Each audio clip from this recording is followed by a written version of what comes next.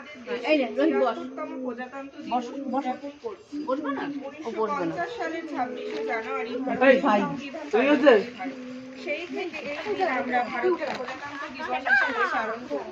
প্রজাতন্ত্র দিবস ভারতের একটি জাতীয় জীবনে প্রজাতন্ত্র দিবস আমাদের একতা ও সম্প্রীতির বার্তা শেখায়। এই দিনে ভারত একটি ধর্মনিরপেক্ষ গণতান্ত্রিক রাষ্ট্রে পরিণত হয়। আমাদের সংবিধান সমগ্র বিশ্বের সবচেয়ে বড় লিখিত সংবিধান, যার জনক হলেন ডক্টর ভীমরাও আম্বেদকর। প্রজাতন্ত্র দিবস সারা ভারতবর্ষে অত্যন্ত গৌরব ও উদ্দীপনার সাথে পালিত হয়। এই দিনে সারা ভারতে পতাকা উত্তোলন আয়োজিত হয়, কুচকাওয়াজ হয়, বিভিন্ন ধর্মের মানুষ ঐক্যবদ্ধ হয়ে সাংস্কৃতিক অনুষ্ঠান প্রদর্শন করে। এই দিনে নয়াদিল্লিতে ইন্ডিয়া গেটে ভারতের রাষ্ট্রপতি পতাকা উত্তোলন করে।